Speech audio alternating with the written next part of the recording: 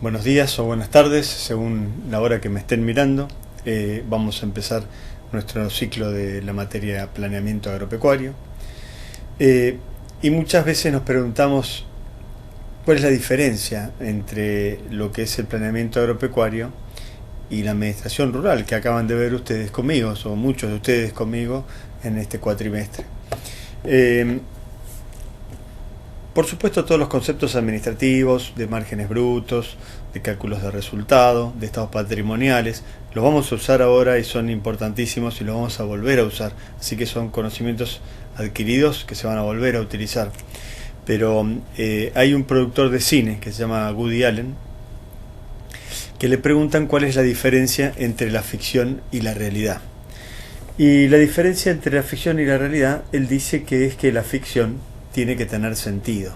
Es difícil que uno haga algo de ficción, ficticio por así decirlo, y que no tenga sentido. Normalmente uno no planifica que le va a caer piedra, no planifica que va a venir una plaga que le va a destruir todo un cultivo, una plaga nueva, no planifica que va a tener un muy brusco cambio en materia de relaciones económicas, entre precios. Aunque puede prever muchas cosas, hay cosas de repente muy poco frecuentes que no se planifican. Pero esas cosas muy poco frecuentes pasan. Entonces, muchas veces hacemos la distinción entre lo que es medir los resultados económicos del pasado y lo que es planificar para el futuro.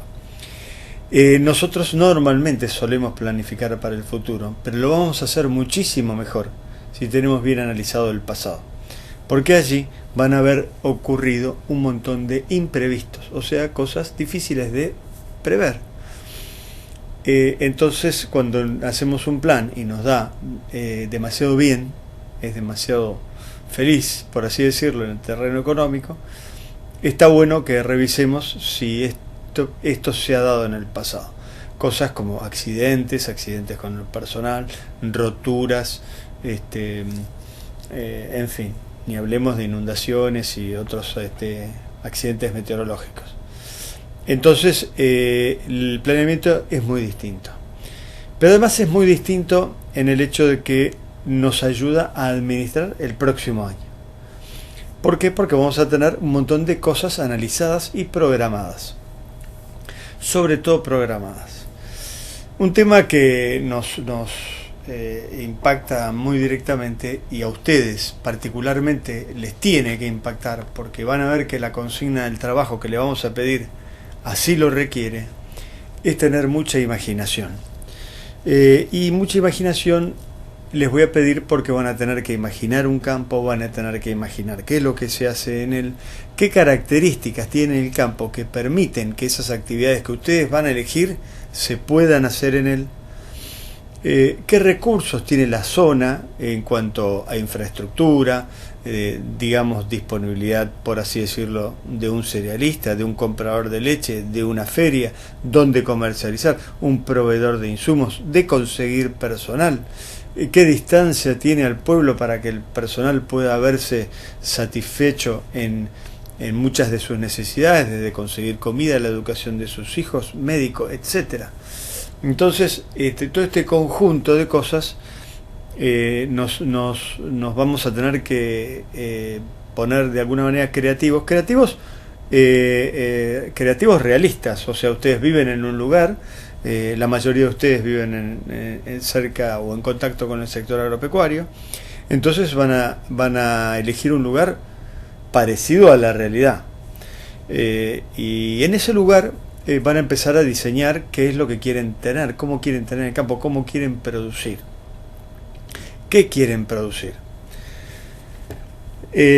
Entonces van a elegir la dimensión, porque no quiero ponerlos en el compromiso de que tengan que elegir un campo en particular, porque muchas veces cuesta conseguir la información, el mismo productor a veces no la tiene, o la tiene ordenada de distinta forma, y si bien esto es muy importante en el trabajo profesional, no quisiera que en esta cursada ustedes se demoren por ahí en esas cosas que no hacen al aprendizaje, que no hacen al dominio de la materia, y lo que sí hace al dominio de la materia es el saber armar este rompecabezas e imaginárselo cómo queda armado y qué se ve ahí.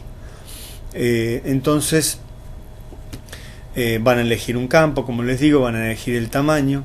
Muchos de ustedes están en zonas, por así decirlo, extrapampeanas, donde hay muchos cultivos regionales. Yo recientemente acabo de venir de Catamarca, vi mucho olivo, mucha vid en Catamarca y La Rioja, y de repente no tienen aptitud la zona para producciones, por así decirlo, pampeanas, como la agricultura convencional, la agricultura de soja, maíz, trigo, en fin, los que estamos acostumbrados en pradera pampeana. Bien, de todos modos yo les voy a pedir que ustedes, una parte importante de su trabajo, contenga las actividades que se realizan en pradera pampeana.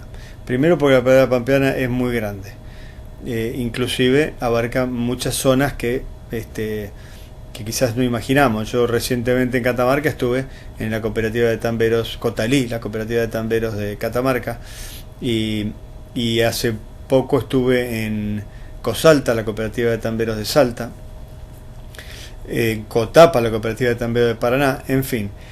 Hay muchos lugares que uno de repente no tiene tanta conciencia, o la gente de Buenos Aires no tiene tanta conciencia, en donde se hacen muchas cosas en todo el país. Digamos, en muchas partes del país se produce leche, en muchas partes del país se produce carne, quizá no en muchas partes del país se hace agricultura.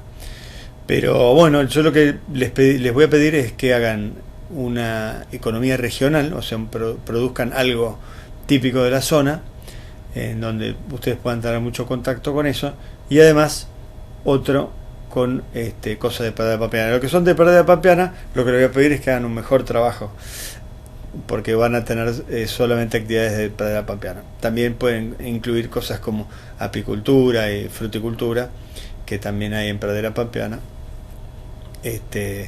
pero que de repente no es tan común. ¿Cómo lo resolvemos esto? Bueno, es muy fácil visualizar un productor que tiene un campo en los dos lados, un productor que tiene un campo en Catamarca y además ese mismo productor tiene un campo en La Pampa, en Córdoba, en Santa Fe o en Entre Ríos o en Buenos Aires. Y entonces se hace una producción conjunta. Todo esto es para que dominemos la materia en su total complejidad. Y así empezamos a decir qué queremos producir, cómo queremos que sea nuestra empresa. Y lo primero que nos surge, de acuerdo a un estudio preliminar o a lo que ha pasado anteriormente, es si el trabajo y los roles que necesita la empresa para estar sabiamente dirigida están bien asignados. Y si la cantidad de gente es suficiente, si trabajan a gusto, y si son eficientes con su trabajo y la organización que tienen. Por eso es que le vamos a pedir que realicen un organigrama en donde se destaquen especialmente los roles. Quizás esto ya lo hicimos en la administración, pero acá vamos a hacer especial hincapié en la demanda laboral que tiene la empresa, que requiere de qué tipo de gente, con qué conocimientos, con qué habilidades, con qué competencias para desenvolverse dentro de la empresa y poder llevar a cabo a buen puerto este negocio que estamos emprendiendo. Después empezamos a pensar qué recursos tiene la zona, ¿no? Qué recursos tiene el clima, el suelo y demás. Y lo que hablamos al principio de esta charla. A partir de ahí empezamos a delinear qué es lo que queremos hacer, si trigo, soja y demás, considerando que lo podemos hacer, que es sustentable producir esas cosas en ese lugar, no que alguna vez un amigo hizo una soja y le fue bien. Tiene que ser algo razonable, sustentable y que tenga unos rindes medianamente buenos, como para lograr buenos márgenes brutos en términos de varios años. No quiere decir que no pueda haber accidentes, pero que sean cosas lógicas. Por otra parte, nos podemos empezar a plantear qué es lo que nosotros queremos saber, y ahí ya empiezan estas cosas de las preferencias. Las preferencias que ustedes tengan Bueno, va a estar de la mano de muchas veces del margen bruto, muchas veces del trabajo que demandan, porque quizás no quieren tener algo con mucha estructura, o quizás sí, hay mucha gente que quiere tener algo que demande mucha estructura y que pueda dar trabajo a mucha gente. También pueden querer elegir un planteo con mucho riesgo, pero con mayor posibilidades de ganancia, o planteos de menor riesgo, más seguros, pero quizá con menos probabilidades de beneficio. Bueno, todas estas cosas les vamos a pedir que las vayan imaginando. Ustedes ya están cancheros con la plataforma nueva, la hemos ejercitado bastante el primer cuatrimestre y ahora ya vamos a arrancar con todo, con los foros y las preguntas y todo lo que sea. Les voy a pedir que participen, que entren lo más posible a ver qué hay y dejen alguna consulta, dejen algún comentario, que esto no solo me sirve a mí, les sirve a todos sus compañeros y por lo tanto nos termina sirviendo a todos. Yo les voy a abrir foros para que discutamos cosas particulares allí y lo que quiero es que entren lo más rápido posible para que nos pongamos todos en campaña. Van a tener colgados todos los capítulos del módulo para que los vayan revisando.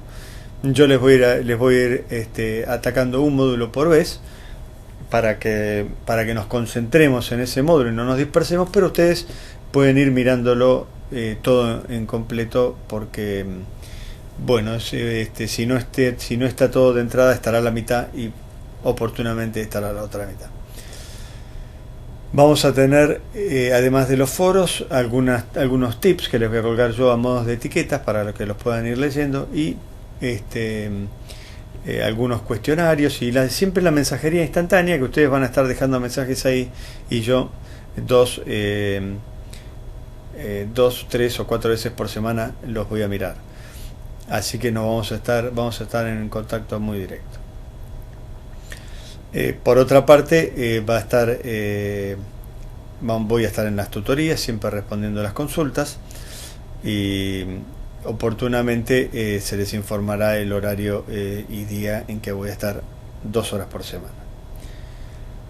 Entonces, esto de qué queremos hacer en el campo significa también que lo más probable es que lo querramos aprovechar lo más posible. No es que solamente vamos a hacer lo que queremos y que entonces vamos a trabajarlo a la mitad, por ejemplo, o que vamos a trabajarlo con cosas totalmente improductivas. Entonces, en función de esto, vamos a elegir los cultivos, vamos a elegir las producciones de carne o de leche, o las actividades regionales que ustedes elijan para desarrollar. Otro punto es si queremos que sea una actividad muy intensiva, que requiera mucho capital o no. Y esto también va a ser decisión de ustedes. Lo que no debemos es plantear las cosas como que si no tuvieran requerimiento de capital, o si el capital no fuera importante en estas actividades que estamos planteando. Un ejemplo podría ser el olivo, como comenté recién. Otro ejemplo podría ser el tambo, un feedlot, cosas que requieren mucho aporte de capital.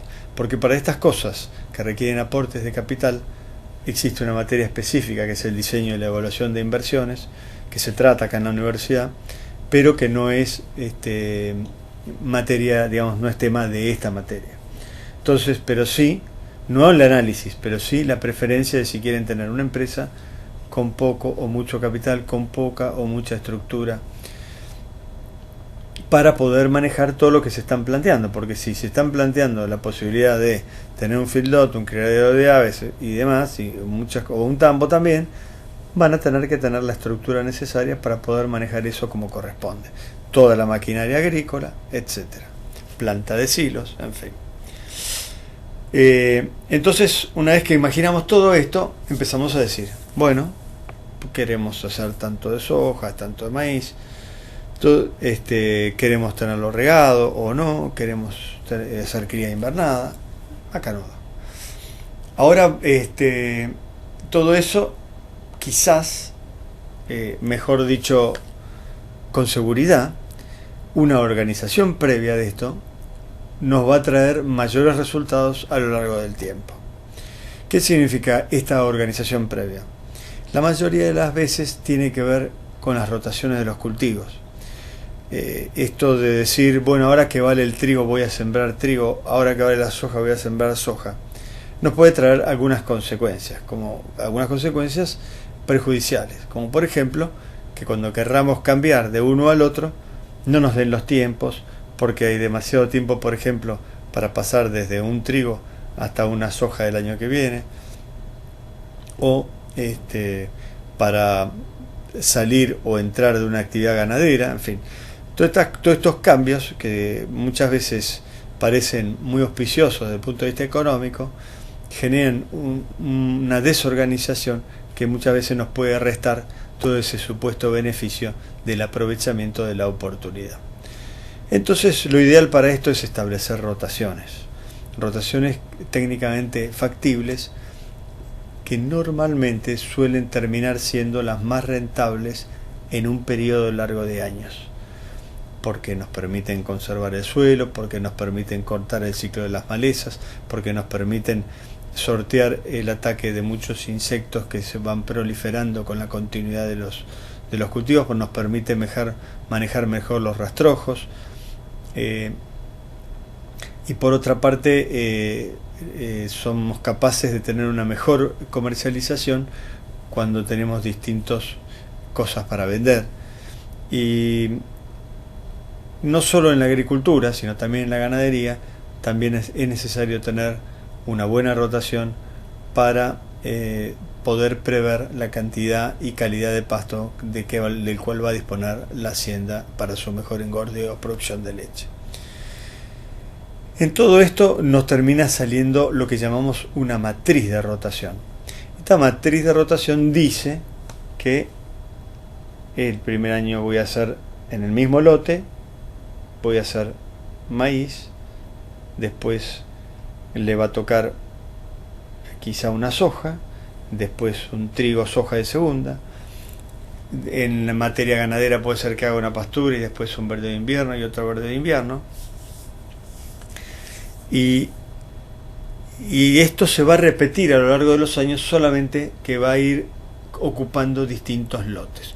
Lo que este lote hoy tenía una pradera de implantación, el año que viene va a ser una pradera de segundo año, y el año siguiente va a ser una pradera de tercer año.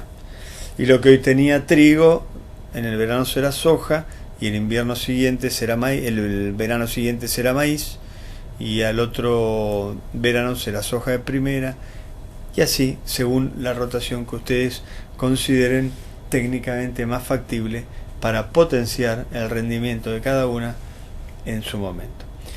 Esto además genera una distribución de riesgos en cuanto a los posibles vaivenes que haya o en el clima o en los mercados, y uno genera una empresa más estable. Esta estabilidad suele mejorar la rentabilidad a lo largo del tiempo, y por otra parte, ya sea que finalmente uno termine respondiendo o no al plan que ha elaborado, cuando de alguna manera no lo sigue o no lo obedece, no lo acata, puede prever las consecuencias de ese no acatamiento del plan. Por lo tanto, planificar no hace daño, trae muchos aportes, obliga a pensar en muchas cosas cuando uno lo arma, y esto no quiere decir que tengamos que ceñirnos a él ni que nos genere compromisos, y de ninguna manera puede ser superfluo en ningún momento. Entonces, una cosa es lo que podemos hacer según nos permita el clima y el suelo, y la infraestructura zonal. Otra cosa es lo que queremos hacer según nuestras preferencias y demás, y otra cosa podría ser lo que debemos hacer según las restricciones técnicas que nos impone el armado de distintos sistemas de producción. Bueno, vamos a empezar con el organigrama. Ustedes ya han armado uno en la administración, y ahora les queremos pedir que piensen un poco más qué hace cada una de esas personas, para qué las tenemos, y en cuanto a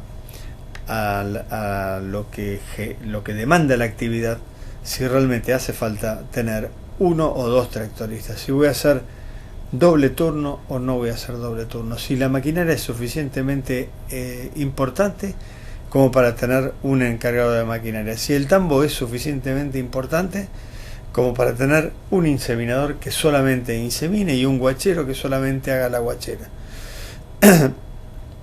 Si el campo es suficientemente grande como para que tener un encargado general, si es suficientemente importante como para tener un ingeniero agrónomo, un técnico, un licenciado comandando todo esto, o recibir además la asistencia técnica de especialistas en determinadas materias, o la pertenencia a un grupo CREA o a algún otro grupo de afinidad en la producción que estamos teniendo. Entonces, ahora cuando nos planteamos qué vamos a hacer en el campo y qué queremos hacer, qué es para su aprovechamiento máximo, empezamos a pensar qué personas necesita el campo. Qué personas, cuánta gente, de qué edad, de qué profesión, de qué habilidades necesita tener para esto. Y en función de esto vamos a hacer el organigrama. Vamos a definir también las rotaciones, como dijimos, para tener bien lo más en claro posible qué viene después de cada cosa y más. Pero también esto va a ser de mucha implicancia en el tema de la maquinaria, ya que todas las labores que se hagan van a poder estar, primero, saber si el tamaño de mi maquinaria alcanza para hacer todo esto. Siempre pongo el ejemplo, que quizá me lo hayan escuchado alguna vez, que no es lo mismo sembrar trigo, soja, maíz y soja, que hacer de golpe todo soja, porque la soja pegó un repunte bárbaro y el trigo, por ejemplo, no vale nada. ¿Qué pasa con mi maquinaria? Resulta que estaba muy bien la maquinaria para empezar a sembrar el trigo en julio, para seguir barbechando para maíz en agosto, sembrando el maíz en septiembre, barbechando para la soja, sembrando la soja en noviembre, después cosechando el trigo en diciembre, sembrando la soja de segunda en diciembre después del trigo, y después cosechar el maíz y después cosechar la soja. Toda esta secuencia permite que la maquinaria pueda estar repartida en el tiempo. Si de golpe digo todo soja, se queda todo concentrado en el mes de noviembre y lo más probable es que no me alcance. Si no la tenía sobredimensionada de antes, ahora no me alcanza para poder sembrar todo esto.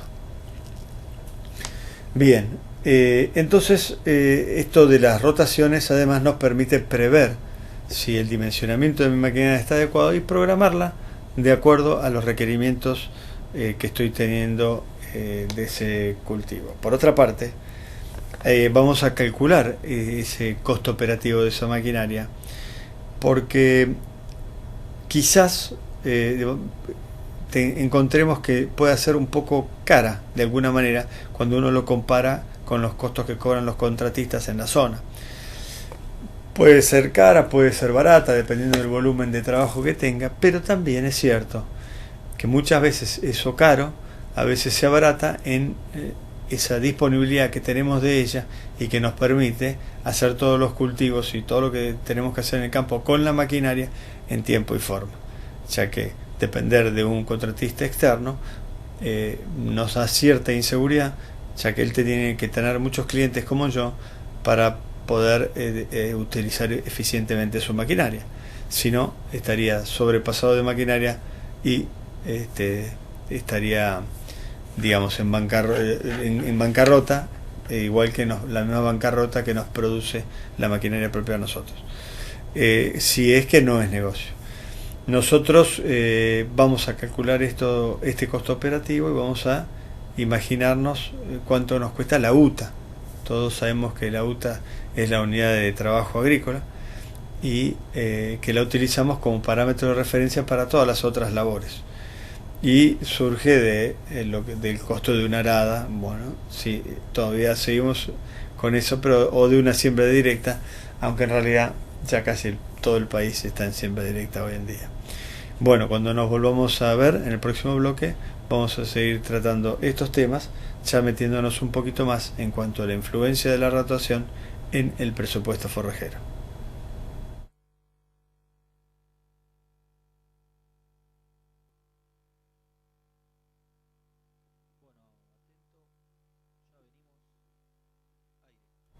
Y ya entramos derecho entonces con el tema de las rotaciones. Si me acompañan un poquito al aparato este que reproduce lo que escribo en el papel,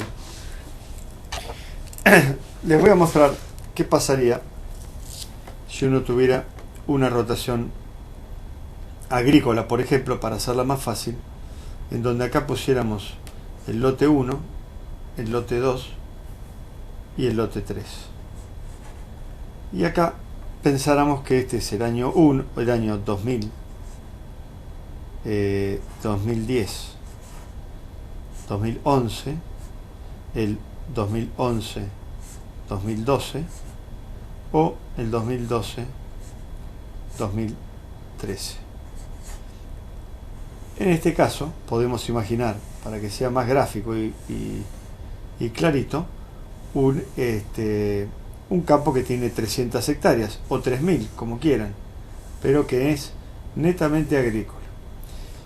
Y podríamos pensar que el lote 1, este ejercicio, tiene trigo soja, que el lote 2 está con maíz y que el lote 3 está con soja. Soja de primera, esta es soja de segunda. Es probable que el lote 1, el año que viene, o el ejercicio que viene, porque acá hemos puesto así para que sea una campaña, el trigo soja tenga maíz y el que tiene maíz tenga soja y el que tiene soja tenga trigo soja. Al año siguiente el lote 1, en vez de tener maíz, va a tener soja.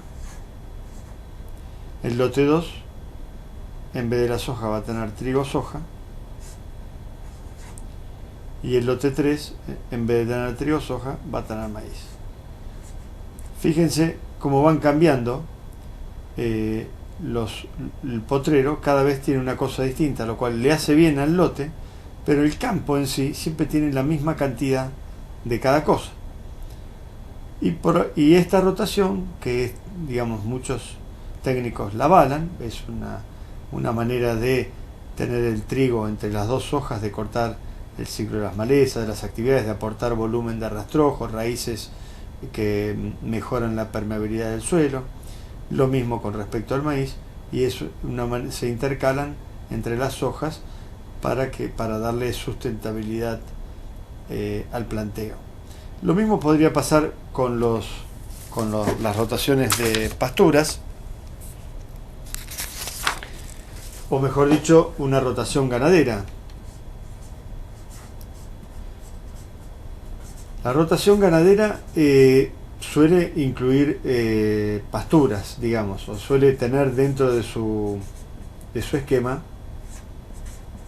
las pasturas. La rotación ganadera. Bueno, entonces implantamos una pradera, que la llamamos acá PI, que sería su primer año, y que es una pradera en implantación. Al segundo año vamos a tener una pradera de segundo año. Al tercer año vamos a tener una pradera de tercer año, y al cuarto año, si llega, vamos a tener una pradera de cuarto año. Probablemente acá la fumiguemos y hagamos barbecho para sembrar un verdeo de invierno, que puede ser trigo, avena, cebada, centeno, regras, y al año siguiente quizás sobre ese mismo verdeo de invierno hagamos otro verdeo de invierno. Bueno, esto es una manera de producir que es muy común en los tambos de la pradera pampeana. Vamos a suponer que esto es el lote 1, entonces. El lote 1, que tiene 50 hectáreas. Bueno, ¿qué le va a pasar al lote 2? Resulta que el lote 2 en realidad va a tener esta pradera en implantación en su segundo año, esta va a estar en su tercer año, esta pradera va a estar en su cuarto año, por lo tanto ya estará implantando el verdeo de invierno acá, el segundo verdeo de invierno acá, y probablemente vuelva a la pradera en implantación en este año. En el lote 3, esta pradera va a ser de tercer año, esta pradera va a ser de cuarto año, esto ya va a estar en verdeo de invierno, después esto va a estar en su segundo año de verdeo de invierno, acá va una pradera en implantación, y acá va a ser una pradera el segundo año de una pradera, y así podríamos seguir con esta matriz de rotación. Lo que podemos detectar es que quizás esta pradera de cuarto año está media perdida y hasta que le siembro el verdeo de invierno tengo un lugar para hacerme un verdeo de verano, que entre estos dos verdeos de invierno está todo el verano descubierto y que podría poner otro verdeo de verano, y que entre el verdeo de invierno y la implantación de la pastura, por ejemplo acá o acá, también podríamos tener otro verdeo de verano que puede ser un maíz, un sorgo, una soja de pastoreo o una moa. Y en todo esto vamos a tener muy en consideración lo que tenga que ver con lo apretado o no de la rotación, para que poder aprovechar mejor el agua o la lluvia. Volvemos a la cámara para que todo esto se aproveche mejor y se produzca más pasto. Tengamos en cuenta que una vez que elegimos esto, también nos permite programar la maquinaria, como hemos dicho recién. La maquinaria no solo va a sembrar el trigo, la soja, el maíz, sino que va a sembrar pasturas, va a sembrar verdeos, va a sembrar verdeo de invierno, verdeo de verano, y también la maquinaria va a tener que fumigar todo eso, va a tener que fumigar contra malezas, va a tener que preparar barbechos, va a tener que fumigar contra insectos y contra hongos, en trigos, en sojas. Entonces nos permite programar la maquinaria y nos permite digamos incluso estimar su costo. Y en el caso particular de la rotación forrajera, de la rotación ganadera, nos permite presupuestar la producción de pasto, porque no produce lo mismo una pradera de implantación, que desde que uno la siembra en marzo tarda a lo mejor 6 meses en estar produciendo en septiembre, y que una pradera ya implantada el año anterior, que está en plena producción y en su momento más productivo. Quizás una ya de tercer año produce un poco menos, y una de cuarto habrá que ver si llega, y si llega habrá que ver cuánto produce. En todo esto, fíjense que las praderas en invierno, en esta época, en pradera pampeana, tardan a lo mejor 60 o 70 días en volver desde después de que uno la comió, mientras que los verdeos tardan entre 30, 35 o 40 días en volver. Entonces esta combinación de incluir verdeos de invierno en las pasturas amortigua de alguna forma esa caída de producción de pasto que se produciría si no tuviéramos los verdeos de invierno, con el hecho de tener solamente pasturas. Y fíjense que hay casos en que tienen alfalfas puras las pasturas, donde quizás dejan totalmente de producir en pleno invierno. Esto dependiendo del grupo y qué tan sensible sea la alfalfa al frío, ¿no? Pero una vez que hemos armado ya esta estructura, esta rotación, esta matriz de rotación ganadera, empezamos a ver qué grado de productividad tiene y qué estacionalidad tiene en cuanto a su producción de pasto. Esta estacionalidad es muy importante desde el punto de vista de poder determinar cuántas bocas meter ahí, cuánto vamos a poder alimentar. Y en caso que querramos aprovechar al máximo todo el pasto que se produce en el campo, deberemos considerar la posibilidad de suplementar, cosa que ocurre en la mayoría de los tambos argentinos y ya en muchos planteos ganaderos de carne. Entonces, tener una buena presupuestación de la oferta forrajera nos va a permitir presupuestar el costo de la alimentación comprada para suministrarle al faltante de acuerdo a la carga que yo tenga implementada en ese campo. Entonces, la rotación misma me permite a mí presupuestar mejor, porque fíjense que si hubiera implantado todas las pasturas en el mismo año, bueno, el mismo año, ese año no tendría casi producción, muy poco es invierno, al otro año quizás tendría la máxima producción, al tercero en decadencia, y el cuarto capaz me quedo sin nada. Entonces lo razonable sería tener distintas pasturas implantadas en distintos años. De todos modos, hay que tener en cuenta que esto de las pasturas han cumplido un rol muy importante en cuanto a la recuperación de suelos. De hecho, nosotros hemos utilizado mucho de ellas y hemos creado actividades ganaderas para que aprovechen las pasturas que tenemos que sembrar para mantener las propiedades físicas del suelo. Esto ya no es tan así ahora con la siembra directa, porque como ya no se rompe el suelo para la implantación de los cultivos, no se degrada tanto y ya no son tan necesarias. También podría pasar que en la ganadería pensemos en planteos más productivos que contengan solamente verdeos, por ejemplo. Esto ya ocurrió en el pasado, hace muchos años, 40 o 50, solamente que como no existía la siembra directa, los suelos se deterioraron enormemente. Por lo tanto, las pasturas vino a ser una salvación para esos campos que volaban y se deterioraban. Ahora estamos con la posibilidad de volver a esos planteos sin destruir el suelo, gracias a la siembra directa. De todos modos, no es lo que ocurre normalmente. Nosotros tenemos siempre la incorporación de pasturas. Lo que puede ir aumentando en la rotación es la cantidad de años con verdeos de invierno o de verano para lograr una mayor productividad de todo el sistema. También es cierto que la inclusión de verdeos de verano aumenta mucho el potencial de producción en una época muy especial, muy específica, digamos, y no es para todo el año. Y es allí donde la conservación del forraje cobra vital importancia, y los hilos de maíz, sobre todo, y a veces de sorgo, tienen un rol muy importante cuando se tienen que sostener altas cargas de carne o leche. El silo de maíz, por ejemplo, ya está prácticamente incorporado en los planteos de tambo y en algunos planteos de invernada, y últimamente está haciendo su incursión el sorgo, que se está ensilando bien, y también los hilos de pasturas y verdeos, o sea, se ensila cebada, se ensila trigo. No he visto planteos de silo de centeno.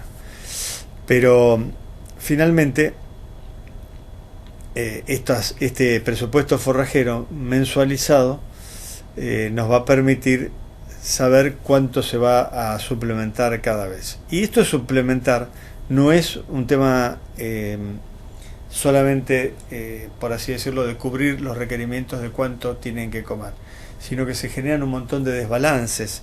El pasto es algo bastante bueno para las vacas en el sentido de su balance nutricional.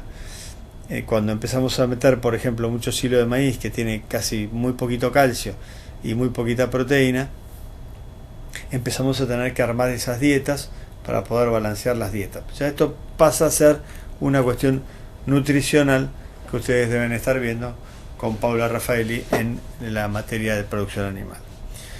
Entonces, una vez que tenemos el balance forrajero o la producción forrajera, ponemos la demanda, y con nos surgen los déficits, y los déficits los cubrimos con la suplementación. Y a todo esto le vamos a poner los costos, vamos a calcular los márgenes brutos de las ganaderías con este sistema, con el que hayamos elegido. Recuerden que el sistema lo van a elegir ustedes, pero que tiene que ser técnicamente factible, y los vamos a calcular sus márgenes brutos para ver qué resultado arroja cada uno. Lo mismo vamos a hacer con los cultivos agrícolas. Esto ustedes ya lo saben hacer, así que hay que poner manos a la obra para lograr el aporte de las actividades al margen bruto y el modelo de empresa que estamos planificando. A partir de ahí, de tener un plan armado y con números, es un plan físico, con los números, tenemos un resultado, y queremos saber si hay alguna manera de obtener mayor rentabilidad de esa empresa, mayor resultado. Entonces es así que empezamos a lo que llamamos modelizar. Modelizar significa que yo tengo un modelo con ese plan, que le empiezo a cambiar variables y obtengo un modelo diferente que arroja otro resultado. Y así podemos ir viendo si esos distintos modelos siguen siendo igual de sustentables, siguen teniendo mayor o menor riesgo, o siguen siendo solo una posibilidad de ocurrencia que me gustaría contemplar frente a las cambiantes situaciones que nos tocan vivir. Bueno, una vez que estamos con el resultado y que hemos modelizado para saber qué variaciones puede tener el resultado, nos gustaría tener un presupuesto financiero. ¿Y por qué estamos tan ocupados con el presupuesto financiero? Hay muchos excelentes negocios que no llegan a buen fin porque a mitad de camino me quedé sin combustible. En una palabra, me quedé sin plata, porque no preví que iba a necesitar plata para esto. Entonces es cierto que hay muchas fuentes de financiación que pueden ser caras, que pueden ser de corto plazo. No tenemos buena financiación en nuestro país, hace muchos años que no tenemos buena financiación. Y incluso tenemos financiaciones, como decía, caras de corto plazo y a veces financiaciones aparentemente mejores de proveedores de insumos que con muy buena voluntad nos financian las compras, pero que a la hora de elegir un producto o un determinado insumo, en vez de elegir el insumo que más me conviene, estoy eligiendo el insumo que tiene o vende el proveedor que más me lo financia. Y esto no es una buena manera de pensar para mi planteo productivo. Bueno, entonces para asegurarnos que vamos a tener siempre el dinero para que la empresa pueda funcionar fluidamente, empezamos a sabemos cómo es el modelo, sabemos qué gastos tiene cada cosa, solo nos falta ponerle ponerlo en cada mes por lo menos, ¿cuándo va a ocurrir eso? Hacemos siempre la distinción entre lo que es el presupuesto económico o plan y lo que es el presupuesto financiero, porque muchas veces yo puedo vender una cosa y cobrarla en otro momento, o comprar una cosa y pagarla en otro momento. Pero en este caso particular, lo que nosotros podemos saber es cuándo vamos a vender, por ejemplo, la soja. Quizás la cosechamos en un momento, con un determinado valor, o con una determinada cobertura, y la vamos a vender en el momento en que necesitemos la plata para financiar otras cosas. Y ahí habrá una combinación de momento oportuno de venta en cuanto a precio y momento oportuno de venta en cuanto a necesidad de ese dinero para financiar el resto de las actividades que se están sucediendo en el campo. Así es que confeccionamos el presupuesto financiero. ¿Cómo lo hacemos? Una vez que tenemos todos los márgenes brutos de todas las actividades, le ponemos el número del mes en una planilla de cálculo como el Excel, por ejemplo, para poderlos ordenar finalmente y saber todos los gastos que se van a producir en julio, todos los que se van a producir en agosto, en septiembre y así. Y de esta manera también podemos quizá programar algunas ventas, porque no todas las ventas se pueden programar. La venta de leche, por ejemplo, es prácticamente diaria. La entrega es diaria. Todavía no sabemos si está vendida o no, pero en fin. Tenemos una entrega diaria de leche y tiene muy poquito margen de maniobra. La hacienda tiene un poco más de margen de maniobra en el sentido de vender cuando uno quiere, pero lo que más margen de maniobra tiene es el cereal o la oleaginosa, ¿no? Como la soja. Agricultura, productos agrícolas. Estos productos agrícolas pueden ser vendidos cuando se requiere la necesidad de financiamiento, siempre que uno tenga armado el presupuesto financiero. En todo esto vamos a volver a calcular las rentabilidades, vamos a tener muy en cuenta, como dijimos, las necesidades de capital, y vamos a comparar no solo los resultados, sino los resultados en función del capital que tienen. Pero esto nos da la rentabilidad, por supuesto, pero además nos permiten ver que muchas veces el capital que está puesto encima del campo tiene tanto valor como el campo mismo, y lo que queremos maximizar muchas veces no es la rentabilidad del campo, de la tierra o del suelo, sino de la mano de obra, de la infraestructura o del peso gastado. Entonces vamos a tener que medir el plan que hayamos hecho en estas distintas formas.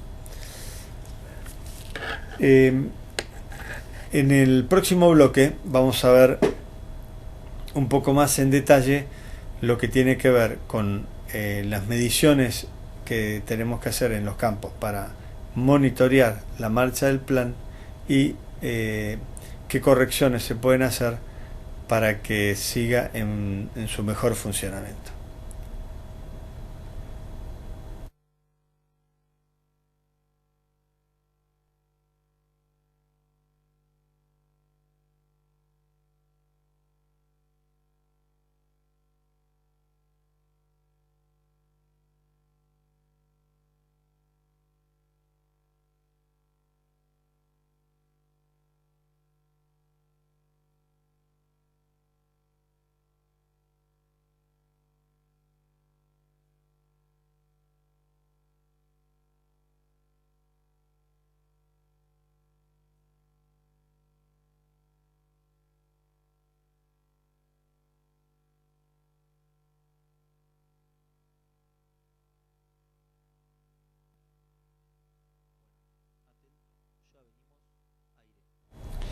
¿Cómo medimos los resultados de los campos? Por supuesto, los resultados económicos, estuvimos hablando recientemente, pero tenemos muchos indicadores físicos para saber si las cosas están yendo como nosotros pensamos. Por supuesto que los rindes de los cultivos son un muy buen indicador, pero digamos esta es la parte, por así decirlo, más fácil de comprender o de analizar. En tal lote, con determinada tecnología, obtuvimos un determinado rendimiento de maíz, un determinado rendimiento de soja y un determinado rendimiento de trigo. También están las calidades, que son un poquito más difíciles de predecir, pero todo esto, digamos, si nosotros estamos teniendo buenos rindes, nos está dando indicación de que podríamos estar en la senda correcta en el terreno económico. Esto particularmente en la agricultura no se da siempre o no es tan claro en el tema ganadero, ya sea de carne o leche. En cuanto a los rindes de agricultura, muy poca duda ofrece el tema del control de malezas y de insectos. Casi todos pensamos o creemos que es de alta rentabilidad el control de malezas e insectos y suele no ahorrarse en esto.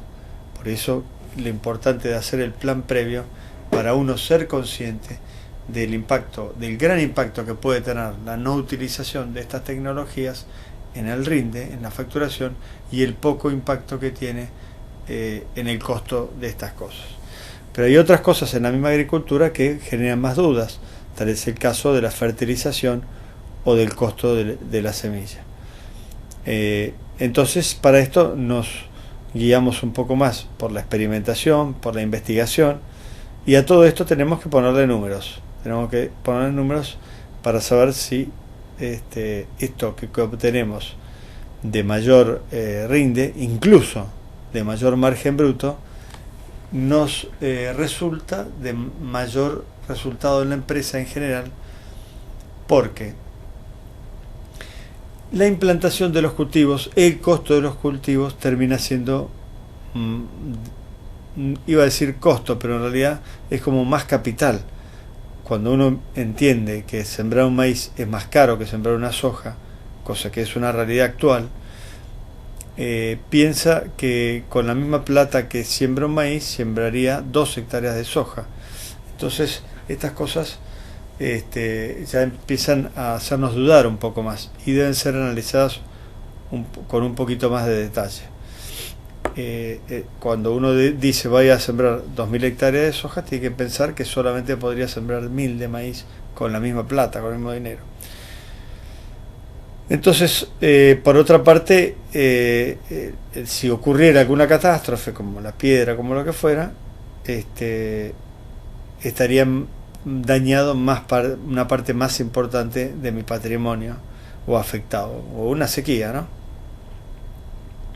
Así que esto de tener más pesos por hectárea gastados en un cultivo que otro puede ser un indicador también, además del rinde. En el caso de la ganadería es bastante más complejo, ya que nosotros podemos aumentar la carga indefinidamente en función de la cantidad de suplementación que estemos dispuestos a dar. Un concepto arraigado en el agro en general y en los tambos en particular es que hablar de las reservas de forraje, de las reservas de maíz de silo, las reservas de heno, las reservas de silo de pastura y otros tipos de reservas que hemos tenido, digamos. Y hoy en día hemos cambiado ese concepto, ya que no constituyen una reserva, constituyen simplemente un forraje que era excedente en un determinado momento y lo conservamos. Buscamos el mecanismo de conservación que le permitía actuar como reserva. En ese caso era una reserva para cuando la pudiera necesitar porque algún hecho imprevisto se daba. Ahora no es necesario ese hecho imprevisto. Ese forraje conservado se va a consumir definitivamente porque forma parte del modelo de producción. Es allí donde los costos de la ganadería empiezan a ser cada vez más relevantes y por supuesto las producciones también, pero tenemos que monitorear que muchos otros aspectos que hacen a tener una buena producción estén en la mejor sintonía para poder aprovechar ese mayor costo que le estamos poniendo y que esto lleve a buen resultado. Un buen ejemplo sería el engorde y la carga en la hacienda de carne, en los novillos, los índices de procreo en cría y también los resultados de inseminación o de la guachera en los tambos. Y por supuesto la producción de leche y la producción de carne en los otros aspectos. Entonces, estas cosas se pueden ir monitoreando permanentemente. ¿Cómo? Bueno, nosotros podemos hacer pesadas trimestrales en la ganadería, podemos ver los servicios por preñez que está teniendo un rodeo de tambo, podemos estimar los consumos que tienen las dos actividades de este forraje conservado que hablábamos recién, y empezar a llevar indicadores de carga, indicadores de consumo de alimento, indicadores de productivos, indicadores de aumento diario. También podemos medir y debemos hacerlo la producción de pasto para que nos diga o nos revele el efecto de una importante fertilización y por supuesto todo lo que tiene que ver con cosas que no dudamos, como es el control de malezas y de insectos. Pero todo esto nos lleva a tener en consideración un plan que debe ser de alguna manera reelaborado permanentemente. Hoy, con la ayuda de las computadoras, estos planes están grabados, armados y preconcebidos en una planilla de cálculos como el Excel o como el OpenOffice o alguna otra herramienta de este tipo que ustedes usen. Bueno, una vez que tenemos armado todo el plan, porque hemos puesto los rindes de los cultivos, las producciones ganaderas y todos los costos que tienen que ver con ello, vamos a empezar a meternos con el tema de los gastos indirectos. Los gastos indirectos, o como los llamamos, de administración y estructura. Los gastos de administración y estructura suelen ser aquellos que no sabemos bien a qué actividad asignárselo. Nosotros tenemos claramente que la semilla de maíz es para la actividad maíz y no para otra cosa. Sabemos los herbicidas específicos que tiene el maíz y los que tiene la soja, lo mismo que los suplementos. A veces se puede dificultar un poco el tema de los suplementos cuando se tienen dos tipos de actividades ganaderas como el tambo y la carne. Entonces muchas veces no sabemos a quién se le distribuyó este suplemento y a quién se distribuyó este otro, pero con un buen registro esto se puede llegar a saber bastante bien. Bueno, el caso es que una vez que tenemos todo esto armado y está todo costeado y está todo puesto en una planilla de Excel, nosotros empezamos a modelizar y decimos qué pasará si el precio del suplemento varía en un X%. Y entonces nos puede hacer dudar o no sobre el plan que tenemos armado. ¿Qué pasará si el rinde que estoy planeando obtener nos llega y eso da un impacto en la empresa determinado? ¿Qué pasará si no puedo vender y comprar en los momentos que yo quiero o obtener la financiación que yo quiero? Y entonces eso se refleja en el presupuesto financiero. Finalmente, nosotros creemos que el resultado de la empresa lo llamamos resultado global, y este resultado global no es otra cosa que decir que si yo inicié mi ejercicio, mi planteo productivo con un determinado patrimonio y terminé con otro, el resultado mejoró o empeoró. ¿Esto qué quiere decir? Que si yo con la tierra, la hacienda y todo lo que tengo allí arriba tenía 1.000.000 de pesos al inicio del ejercicio, el 1 de julio del 2010, el 30 de junio del 2011, quiero ver cuánto tenía. Con todo lo que gané, voy a hacer de cuenta que no retiré plata en el camino, porque si no, no tiene gracia. Entonces, si empecé con 1.000.000 de pesos y terminé con 1.100.000, quiere decir que tuve una variación patrimonial. Puede haber sido que no termine con 1.100.000 y que termine con 1.000.000, pero igual tenga una variación patrimonial. ¿Producto de qué? De que la ganancia la usé para cancelar pasivos. Capaz que yo tenía una deuda de 100.000 pesos.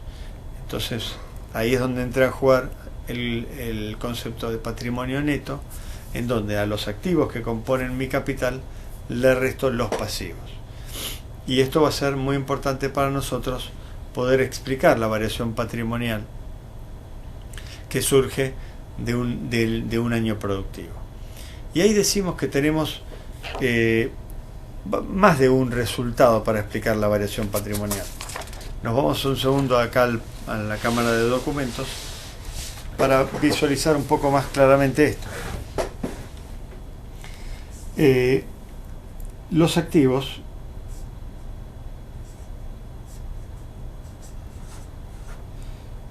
lo llamamos a la tierra, a la hacienda,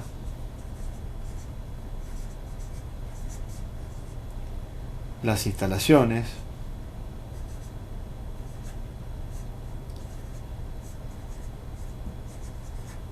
dinero,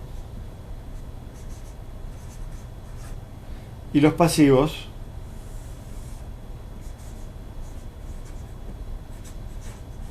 son deudas, créditos bancarios,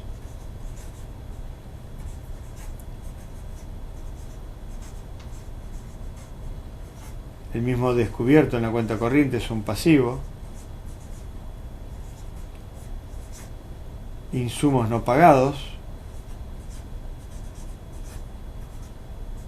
o la misma financiación que traen los insumos, los cheques diferidos o a fecha, que normalmente se dice en el campo, cheques diferidos. Entonces, cuando este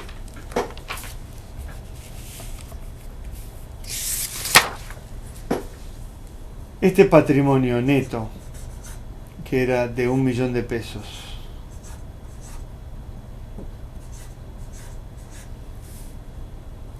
al inicio del ejercicio, se transformó al cierre en 1.100.000,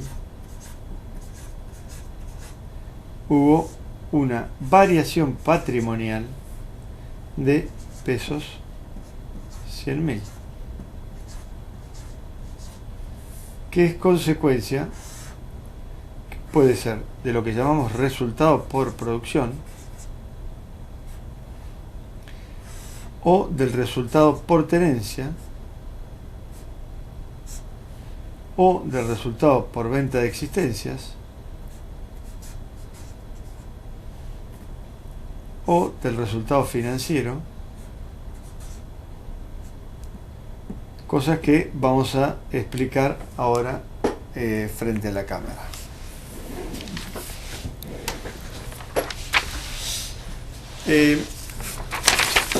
Esto es lo que acabamos de escribir allá y son los distintos resultados que componen lo que llamamos variación patrimonial.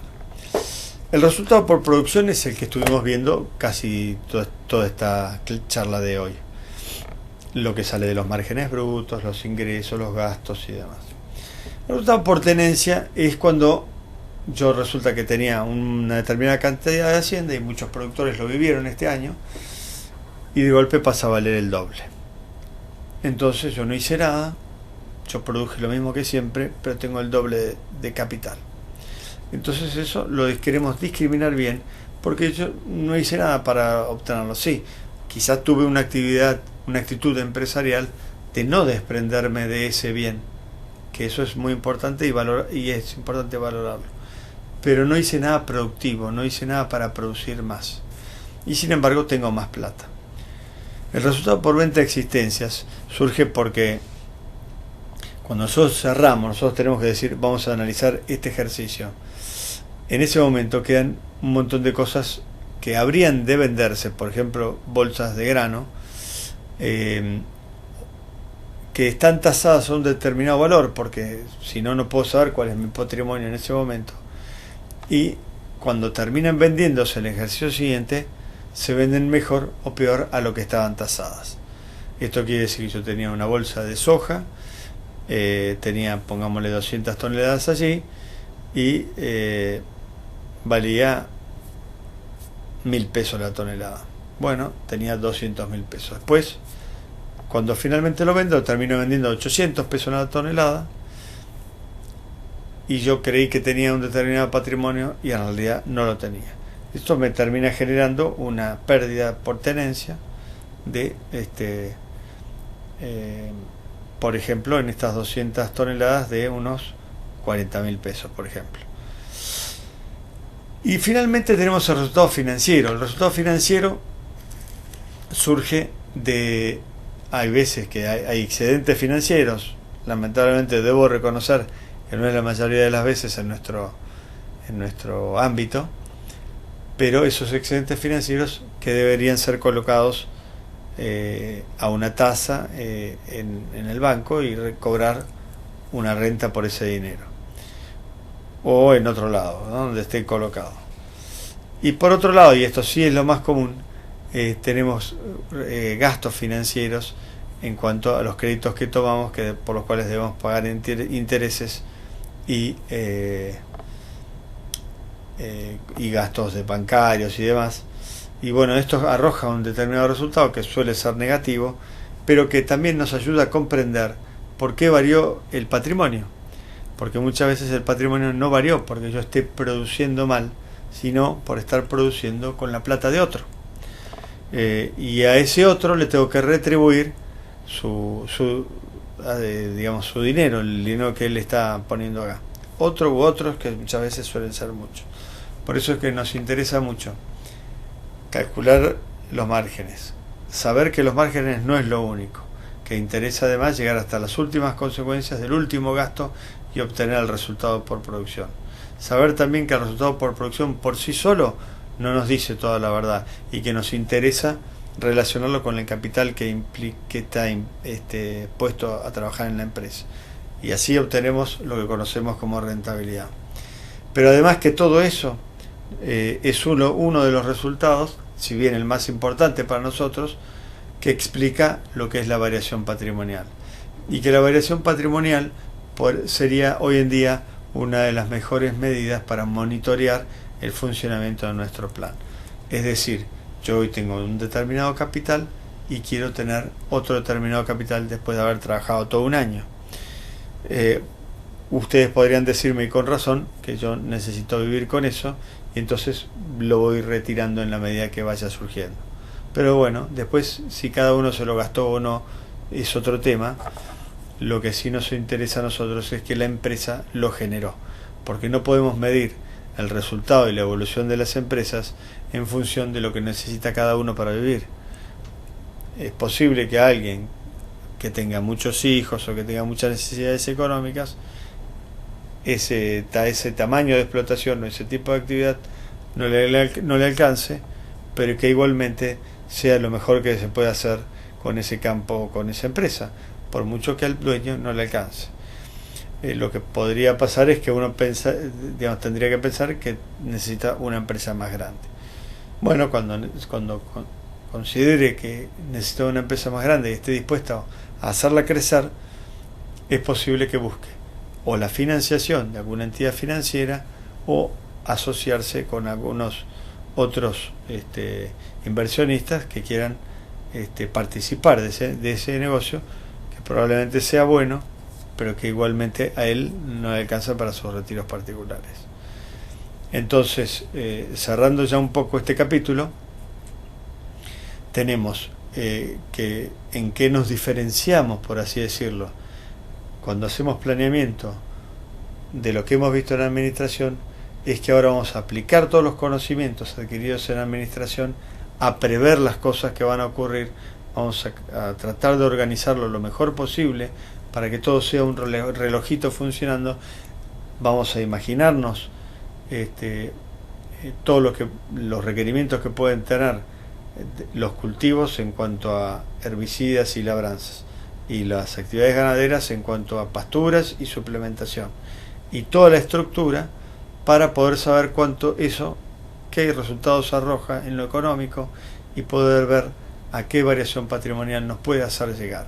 Esto es más allá de los cambios que podamos hacer monitoreando el sistema con distintos indicadores en el día a día. Muchas gracias y por favor participen lo más posible del foro, que esto nos enriquece a todos de los foros. Entren a la plataforma, conozcámonos y vamos a poder llegar a los puntos neurálgicos de la materia cuanto antes. Hasta pronto.